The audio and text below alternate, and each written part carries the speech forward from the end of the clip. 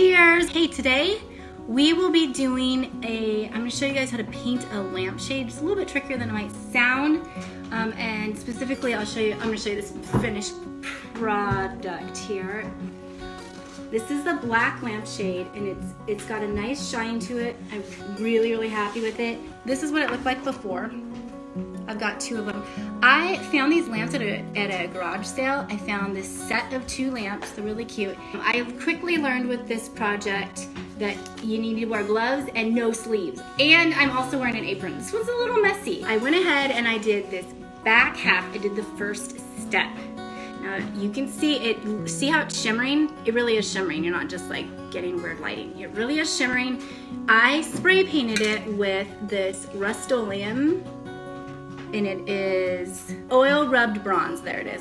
I have a different can, and it's laid out, the label's laid out differently. So oil rubbed bronze, it has like a little bit of gold shimmer mixed into it. I love it. So and I started upside down, so I took it outside, and I just, wearing the gloves, started, and I started on the inside like this and worked all the way around on this finished one.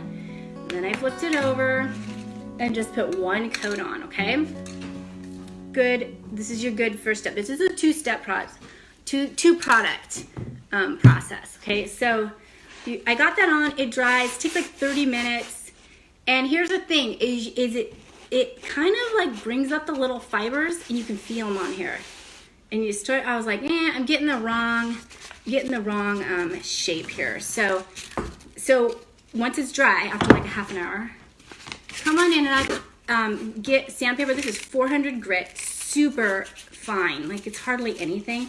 It's just enough. I just want to knock down those fibers a little bit, okay? So, because I'm going to put that second coat on. It does kind of make a mess. It's going to get on my floor, but I'm going to put that second coat of product on, which is the most important one, and I just need a good surface to work on. So just knock it down till it feels better.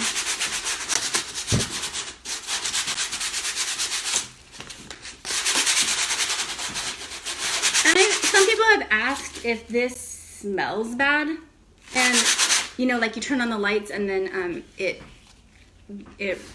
radiates the paint fumes. I wouldn't worry about that. In my experience, paint fumes just don't stick around with anything that you're doing, so don't worry about that. Okay, I'm about done. Oh, and I'm gonna get the inside too, real quick. Inside's pretty easy. Okay, I just need to get my gloves off and really feel this. All right, that's the first step. So you wanna do, and this goes for black. If you were gonna do a different color, I think it would be harder to get something with a little bit of shimmer. But the reason I like the shimmer is that in the end, it looks a little bit more, you like retain that satin look that you've got going on. This next part is really a little bit messy. You're gonna need here, let's see. It's called Versatex Screen Printing Inks. The first time I tried to do this, I just used RIT dye, and it was a total disaster. It made a huge mess in my kitchen, so don't use RIT dye. Don't even go there. It's a mistake. You gotta use spray paint, and then you gotta use screen printing ink. So it's some type of dye. And technically, this is what they use on t-shirts and stuff, but technically you're supposed to print it on, like printers put it on, and then they have this super strong heater. I don't even know what it is. But you're supposed to have a special heater to have it dry, and I don't have that. I'm not gonna be washing my lampshades. I'll probably vacuum them, but I didn't heat them, and I didn't have a problem. So don't worry about that if the directions freak you out. So we're gonna get our gloves on. It's kind of a big project to do right in front of the camera, but I will try to show you what we're doing. And now this takes a little bit longer.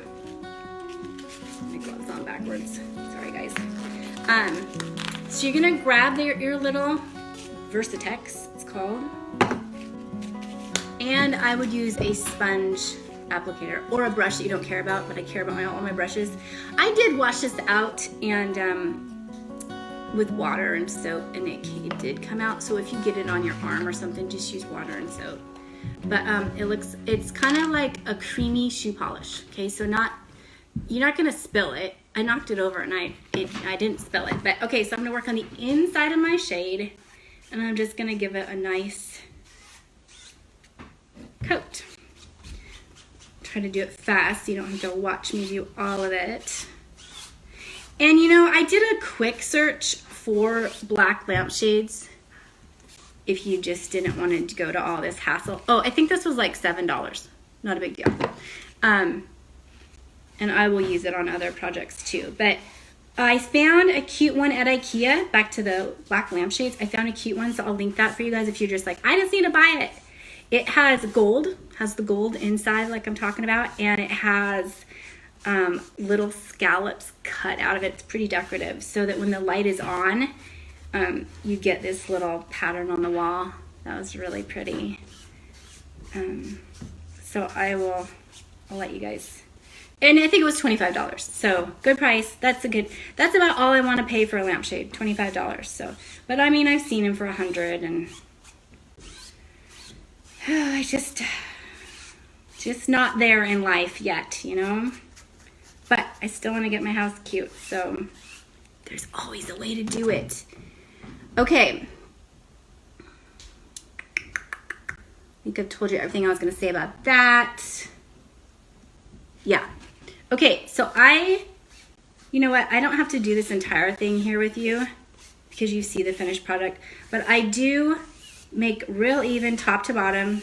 The tricky thing was the seams are kind of tricky, so like when you go to turn the light on, which I'm going to do here in a second, I'll show you what it looks like with the light on.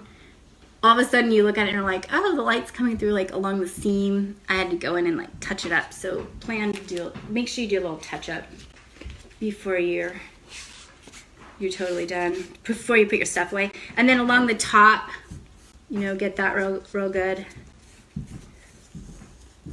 Okay, and then that back side, and just work it in, make it nice and even. It's absorbed in really nice. And then you lose your little shimmer at that point, but let it dry. And how long did I let it dry? I thought I wrote it down, but I didn't. I think it took an hour. I mean, you can do this in one day or one afternoon, you know. And once it's dry, it has this lotiony texture, so don't leave glops on. You don't want to do that. Once it's dry, you see a little bit more fibers come up and get stuck in the product again. Knock it down with the 400, and as you're doing that, you're also getting back down to that little bit of shimmer, which is what you want, or what I want. And then you're done. So let me know if I like missed anything. Ask me questions if you need. And here, I'm gonna stop painting because it's kind of hard to see on here, but that's how I'm gonna finish it. And then now let's turn the light on. Hey Madeline, can you take this for me? Away, and don't let it touch the floor, like hang it. It's good to let it dry right on the lamp. It's like not touching anything on top or bottom. So just put it on that. And so we end up with this, which is what I showed you in the beginning. Now, you might wonder what it looks like turned on. I've had people ask like if it's too dark. And it is dark. It is. But the light, you're not gonna get any light through the shade like it used to. Let's see, can you see? Like it kind of comes out the bottom, real nice, elegant light. And then the top is you can see it kind of glowing up the top.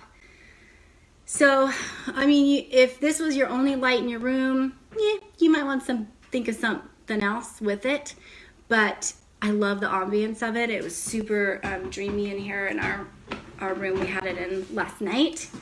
So I'm fine with it. I think it's not too dark. It's not like obviously off looking.